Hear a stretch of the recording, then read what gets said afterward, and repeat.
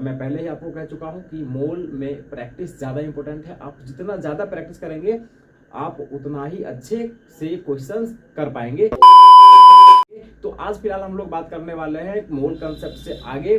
ठीक है, पिछले क्लास में हम लोगों ने क्या जाना था? पिछले क्लास में हम लोगों ने जाना था कि देखो, अगर अपने को मास दिया रहेगा, जैसे हमको ये बोलते हैं कि भाई अपने पास 56 ग्राम ऑफ आयरन है, उसमें कितना मोल होगा। तो अगर हमें किसी चीज का, किसी भी पदार्थ का वेट दे दे तो हम उससे उसका मोल कैसे निकालेंगे, ये हमने जाना था। अगर हमें नंबर ऑफ पार्टिकल्स दे दे तब हम मोल कैसे निकालेंगे, हमने ये भी जाना था।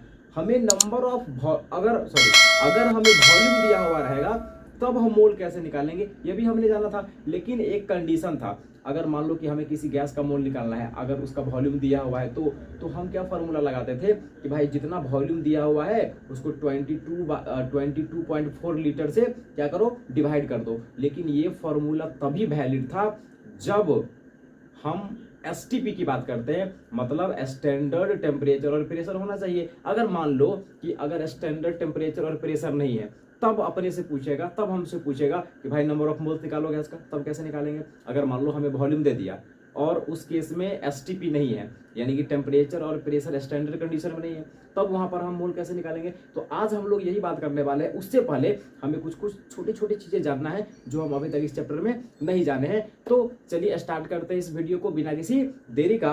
तो आज हम लोग पढ़ने जाने वाले हैं, या आप लोगों ने क्लास 9th में पढ़ा होगा, मैं बस एक आपको हल्का सा इंट्रोडक्शन दूंगा, जिसमें सबसे पहला जो हमारा चीज है उसको हम लोग बोलते हैं एटॉमिक मास। देखो, एटॉमिक मास का क्या मतलब होता है, जैसा कि आपको नाम से ही लग रहा होगा, एटॉमिक मास मतलब मास ऑफ एन एटम।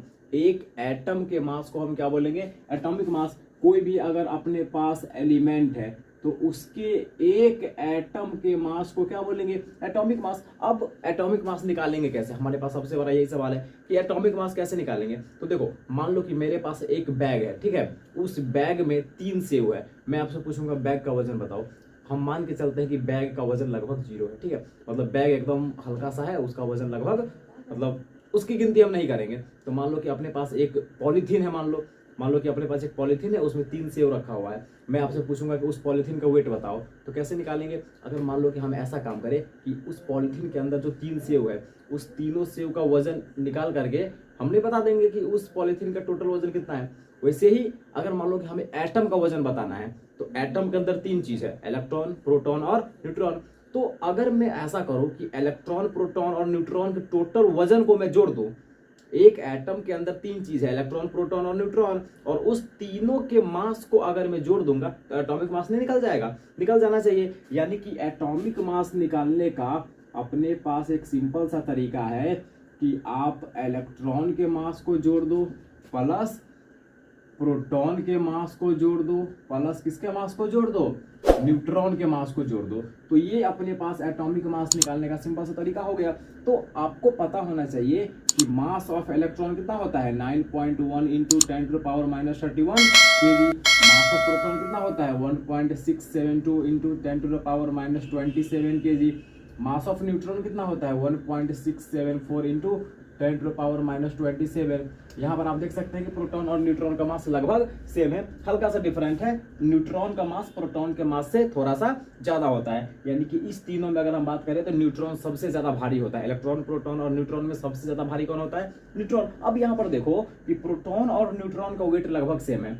अगर हम प्रोटॉन और न्यूट्रॉन के मास की बात करें तो यहाँ पे लगभग सेम है, लेकिन इलेक्ट्रॉन का मास बहुत ही कम है। यहाँ पर देखो 10⁻⁻27, यहाँ पर 10⁻⁻31 है। तो यहाँ से हमको ये पता चल रहा है कि इलेक्ट्रॉन का मास प्रोटॉन और न्यूट्रॉन के मास के कंपैरिजन में बहुत ही कम है, बहुत ही कम है। तो हम क्या करते हैं कि जब हम एटॉमिक मास निकालेंगे ना, तो इलेक्ट्रॉन के मास को नहीं जोड़ते हैं। क्यों? क्योंकि इलेक्ट्रॉन का मास प्रोटॉन के मास और न्यूट्रॉन के मास के कंपैरिजन में लगभग नेग्लिजिबल है। जैसे मान लो कि अपने पास एक 50 किलो का कोई भी बर्तन रखा हुआ है, ठीक है, एक 50 किलो का बर्तन रखा हुआ है। अब मैं उस पे एक सुई रख दूंगा 5 ग्राम का, मैं बोलूंगा बताओ इसका वजन कितना है, तो आप बोलोगे 50 किलो 5 ग्राम। अगर मैं उसको डायरेक्ट 50 ग्राम बोल दूंगा तो क्या बिगड़ जाएगा, मतलब 50 किलो के कंपैरिजन में ये 5 ग्राम का क्या औकात है, ठीक है। तो 5 ग्राम को हम नहीं जोड़ेंगे तो क्या हो जाएगा, बहुत ज्यादा फर्क पड़ने वाला नहीं है। उसी प्रकार से यहाँ पर जो इलेक्ट्रॉन का मास है इसको हम लगभग नेग्लिजिबल मान के चलते हैं इस दोनों के रिस्पेक्ट में, जिसके कारण हम जब भी एटॉमिक मास निकालेंगे तो हम सिर्फ मास ऑफ प्रोटॉन और मास ऑफ न्यूट्रॉन को जोड़ेंगे। इसमें मास ऑफ इलेक्ट्रॉन को हम नहीं जोड़ते हैं।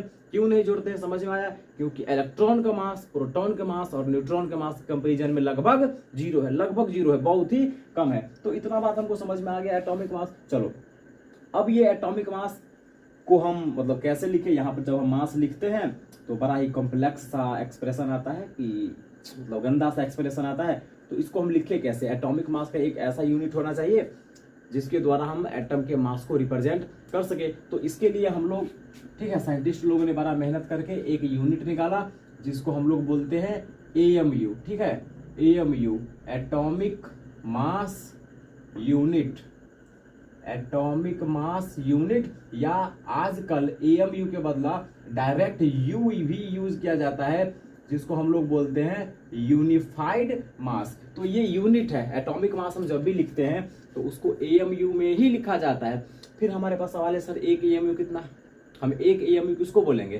तो देखो होता क्या है, साइंटिस्ट लोगों ने एक AMU का डेफिनेशन कुछ अलग तरीके से डिफाइन किया हुआ है, उसको हम आपको एज इट इज बता देंगे। देखो इन्होंने कहा कि देख भाई, कार्बन होता है ना, कार्बन कई प्रकार का होता है। एक ऐसा कार्बन होगा जिसका मास नंबर 12 होगा, एक ऐसा कार्बन होगा जिसका मास नंबर 13 होगा, और एक ऐसा कार्बन होगा जिसका मास नंबर 14 होगा। ठीक है, हम बात करेंगे उस कार्बन का जिसका एटॉमिक नंबर 12 है, यानी कि C12 वाले का बात करेंगे।